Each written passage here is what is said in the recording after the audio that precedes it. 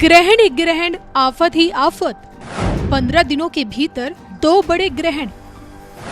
ग्रहण के बाद का समय, पीएम मोदी का आने वाला कल, नुकसान या धमाकेदार फायदा। ग्रहण के इर्द गिर्द पीएम मोदी का जन्मदिन, पीएम मोदी का वार्षिक फल। देखिए सिर्फ धर्म ज्ञान पर।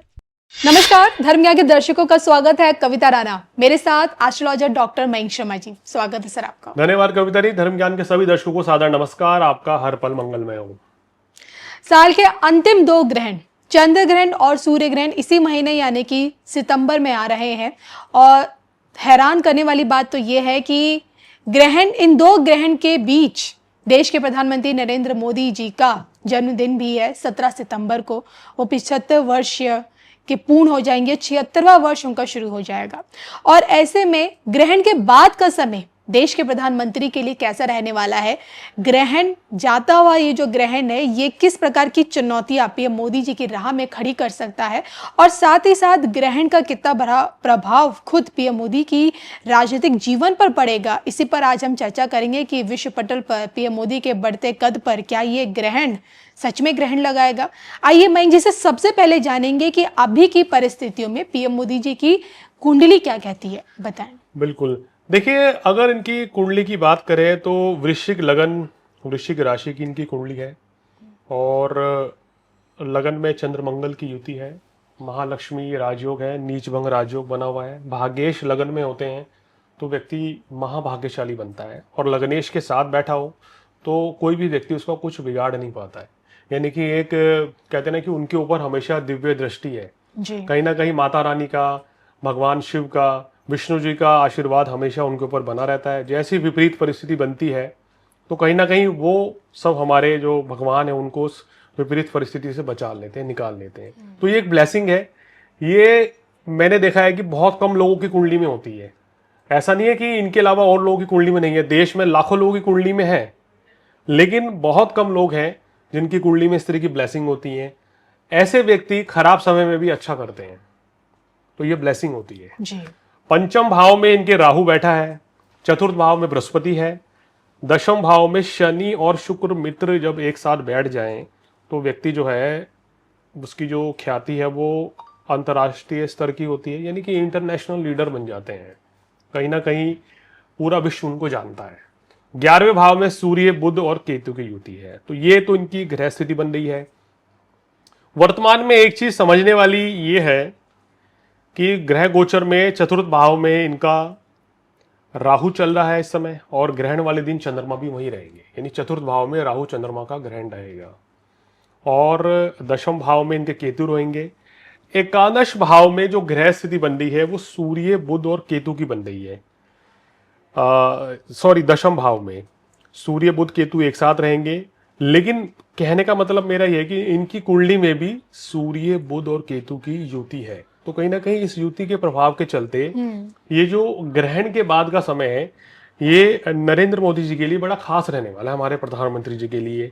और अभी बात करें तो मंगल की महादशा इनको चल रही है, और मंगल में बुध का अंतर चल रहा है। एकादश भाव में बुध एकादश होके अपनी उच्च राशि में बैठा है। तो कहीं ना कहीं ये संकेत दे रहा है कि व्यक्ति के ऊपर अगर बुध की दशा, अंतरदशा चलती है तो वो व्यक्ति जो है जल्दबाजी में निर्णय नहीं लेता है। लेकिन जब भी समझदारी पूर्व निर्णय लेता है तो कोई ठोस निर्णय लेता है, जिससे उसकी देश की जनता को बड़ा अच्छा लाभ मिलता है। बिल्कुल मयंक जी, जो लोग पीएम मोदी को करीब से जानते हैं वो ये कहते हैं कि पीएम मोदी मारते कम घसीटते ज्यादा हैं, और उनके आगे उनका कोई भी प्रतिद्वंदी विरोधी टिक नहीं पाता है। और इसके पीछे का आप भी वजह बता चुके हैं, शत्रुहंता योग। मैं आपसे जानना चाहती हूँ कि इन परिस्थितियों में ये जो ग्रहण है, बैक टू बैक ये जो 2 ग्रहण अभी लगने ही वाले हैं और पीएम मोदी के जन्मदिन के आसपास ही लगने वाले हैं, तो इसका असर, एक नकारात्मक प्रभाव क्या पीएम मोदी पर ज्यादा देखने को मिलेगा या फिर उनके विरोधियों पर? देखिए, जो उनकी कुंडली की ग्रह स्थिति है उसके हिसाब से मैं बता दूं, चतुर्थ भाव में जब भी ग्रहण पड़ता है तो कहीं ना कहीं व्यक्ति मानसिक तनाव से पीड़ित होता है। तो इस समय थोड़ा सा प्रेशर तो मोदी जी फील करेंगे इस ग्रहण काल के समय पे।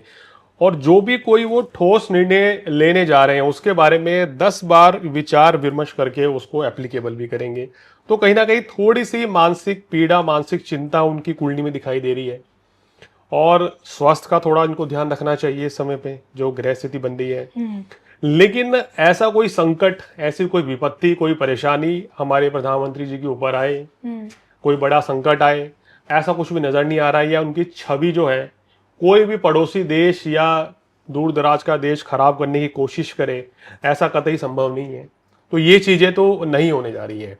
अब कहते हैं ना, अगर कोई व्यक्ति शांत है, नहीं बोल रहा है, तो इसके पीछे आप ये समझिए कि कुछ बहुत बड़ा होने वाला है आने वाले समय में जी। इस चीज का संकेत मान के चलें। समझदारी इसमें है, ना कि समझदारी इसमें है कि ये चुप होके बैठ गए हैं, ये घबरा गए हैं, कुछ बोल नहीं रहे हैं, कुछ जवाब नहीं दे रहे हैं। देखिए, कई बार जवाब जो है ना, हमने अपने कहते हैं ना कि व्यंग बाण से, वाणी से नहीं, अपने कर्मों से दिया जाता है। और जो व्यक्ति अपने कर्म से जवाब देता है, मेरे ख्याल में वही व्यक्ति महान होता है और वही व्यक्ति अच्छा माना गया है। और क्योंकि कर्म अगर आप सकारात्मक करेंगे, सही समय पे सही डिसीजन लेंगे, देश हित में आप निर्णय लेंगे, तो वो फिर समझदारी पूर्ण निर्णय कहा जाता है। अंत में वही चीज देखी जाती है। यानी कि हम ये समझे कि ग्रहण के बाद का जो समय है उसमें जो खामोशी, मोदी नाम की जो खामोशी है, वो हमें तूफान के तौर पे देखने को मिलेगी। बिल्कुल कह सकते हैं, आने वाले समय में आपको हमारे प्रधानमंत्री जी थोड़ा सा एग्रेसिव मोड में नजर आएंगे। ये ग्रह स्थिति नजर आ रही है, इस तरह की चीजें मेरे को उनकी कुंडली को देख के नजर आ रही है। और भारत के लिए तो कोई भी नुकसान की परिस्थिति नहीं है। चाहे आज अमेरिका या कोई भी देश भारत का साथ छोड़ना चाहे छोड़ दे, रिश्ते तोड़ दे, प्रतिबंध लगा दे, टैरिफ लगा दे, कुछ भी कर दे, भारत को कोई नुकसान नहीं होने वाला है। ऐसी परिस्थिति इनकी कुंडली के हिसाब से, इनके ग्रह नक्षत्रों के हिसाब से वो बनती हुई नजर आ रही है। बिल्कुल। लेकिन क्या आप भी मयंक शर्मा जी के इन्हीं विचारों से सहमत हैं? कमेंट करके बताइएगा जरूर और अनुमति दीजिए। नमस्कार। इसी कड़ी में मयंक जी से एक अंतिम सवाल पूछ लेते हैं कि ग्रहण के बाद क्या पीएम मोदी का एक फैसला दुनिया के अन्य मुल्कों पर भी ग्रहण लगा सकता है? देखिए, इस समय जो ग्रह की परिस्थिति बन रही है, जो मुल्क भारत से पंगा लेने की कोशिश कर रहे हैं, चाहे हमारा कोई भी पड़ोसी मुल्क हो, किसी का नाम लेना बेकार है, सभी के सभी दुश्मन बने हुए हैं इस समय। चाहे कोई दूर दराज का मुल्क हो, अमेरिका हो या कोई भी देश हो, जो भारत से पंगा लेगा उसको नुकसान उठाना पड़ेगा। भारत को कोई नुकसान नहीं होने वाला है, चाहे ग्रहण का प्रभाव हो, चाहे आने वाले समय में कोई भी स्थिति हो। क्योंकि मैं शुरू से कहता हूं कि हमारे देश के जो राजा हैं, देश के जो प्रधानमंत्री हैं, उनके निर्णय 140 करोड़ लोगों की जनता को पॉजिटिव भी दे सकते हैं और नेगेटिव भी दे सकते हैं। जी। तो इस समय जो वो ठोस निर्णय लेंगे वो हमारी देश की, हमारी जनता के लिए बहुत ही सकारात्मक रहेगा। अब आप देखना किस तरीके से अमेरिका को नीचा दिखाया जाएगा, अमेरिका के साथ कुछ संबंध और खराब होने वाले हैं, कुछ डील्स टूट जाएंगी। फ्रांस, इटली, रशिया के साथ आप देखेंगे, भारत के साथ दोस्ताना संबंध तो पहले से ही अच्छे हैं, लेकिन बिजनेस डील्स और ज्यादा बढ़ने वाली हैं। इन देशों के साथ जब भारत का व्यापार होगा तो ये व्यापार में भारत को काफी अच्छा फायदा मिलेगा और अमेरिका को इसका बड़ा घाटा उठाना पड़ेगा। और हो सकता है कि आने वाले समय में अमेरिका में कहीं ना कहीं ट्रंप की छवि बहुत खराब हो जाए और एक चुनावी बड़ा मुद्दा बनेगा ये टैरिफ वाला। तो कहीं ना कहीं वहां की जनता इस समय बड़ी त्रस्त है कि भाई हमने ऐसे राष्ट्राध्यक्ष को बिठा दिया है कि जो कि हमने इनको वोट करा और आज ये हमारे ही देश के खिलाफ, हमारे खिलाफ निर्णय ले रहे हैं जी। और अब तो देश में अब देखिए, मुझे एक नारा याद आ रहा है ट्रंप का, उसने कहा था कि बाय अमेरिका हायर अमेरिका, तो वो उसी पॉलिसी पे आ रहा है। तो भारत को भी यही करना चाहिए। सभी देशवासियों से भी अपील करते हैं कि अमेरिका की चीजों को प्रतिबंध लगा दिया जाए कि मत खरीदे उनसे, मत उनका खाना खाइए जो रेस्टोरेंट चलाते हैं, जो सामान बेचते हैं।